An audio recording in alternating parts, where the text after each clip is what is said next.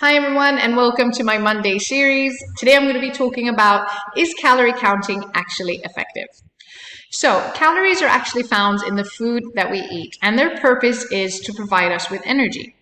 Calories you eat are either converted to physical energy or actually stored within our body as fat if they are not burnt off. So some people think that it is actually a wise approach for their weight loss goals to calorie count and reduce calories. Now, in order to lose weight through calorie counting, we need to create a calorie deficit by the end of the day. This means that the amount of calories that go in our body through food must then be burnt off throughout the day, either through exercise or by eating less overall in the day. So we create a calorie deficit ourselves with food. So an approach like this is actually not as simple as it sounds, and some people might end up feeling a lot more moody, more tired and lethargic, hungry, and have a lot more cravings. And they generally don't tend to keep this up for a long-term basis. This can create that yo-yo dieting effect that we want to avoid. And this is where our weight increases and decreases again, and then it goes back up and back down. So that's the yo-yo dieting effect, and it normally happens at a rapid pace, which is not a long-term solution. So myself personally, I believe that calorie counting alone is not the best effective approach. Now stop and think about it. You can have two different types of foods, such as a small piece of cake or else a whole entire chicken breast. Which food do you think has the most calories? Naturally, we think the small cake contains more calories, but if you actually put them next to each other and due to their size, they actually contain the same amount of calories. But it is the rest of their nutritional value that makes a huge difference and gives a different sign and signals to our body. The small cake contains more fat, obviously more sugar and carbohydrates, and a low amount of protein. The whole chicken breast, on the other hand, is definitely a better nutritional option, not just because of the calories, but because it is low in fat, low in carbohydrates, and actually high in protein. So it can actually be a wiser option to look at the nutritional value of the food we are consuming rather than just counting the calories. So what happens if we consume the cake, and what happens if we consume the chicken?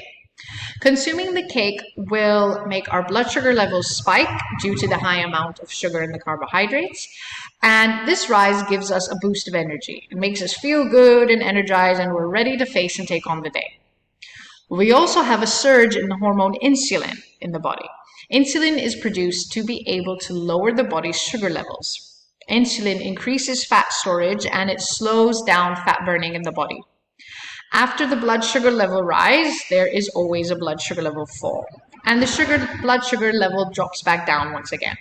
This is when we tend to feel more down, more tired, moody, hungry, and we tend to crave for something else.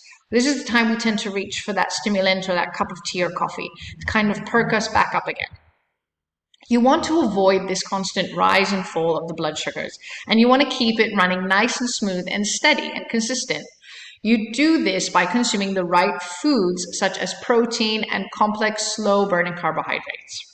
So if we consume the chicken instead, our blood sugar levels would remain steady, our energy will remain steady, we will be fuller for a lot longer, and we can avoid that increase in the hormone insulin and have that insulin surge in their body. So our body will remain more in a fat burning state rather than in a fat storing one. So if I was to count calories, then both are the same equivalent number of calories that are actually going into my body, but I would actually look at the difference they make and the different signals that they send to my body. So it is about being more smart in choosing the right foods. Proteins is one of the key components for weight loss, as it increases and satisfies us and gives us more energy expenditure, and it avoids that blood sugar rush and high insulin level spikes. I would recommend to always try and choose protein first, alongside complex, slow-burning carbohydrates that are actually also a choice in higher in fiber also at each meal or within each snack that I'm consuming throughout the day.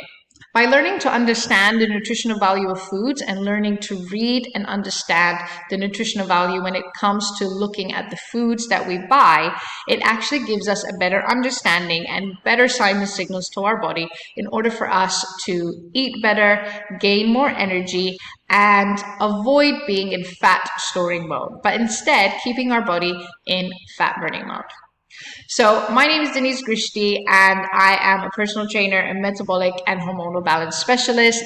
That is all from me today. Feel free to send me a message if you need to reach out or you have any further questions when it comes to this topic. I will see you guys in the next Monday series. Have a great day.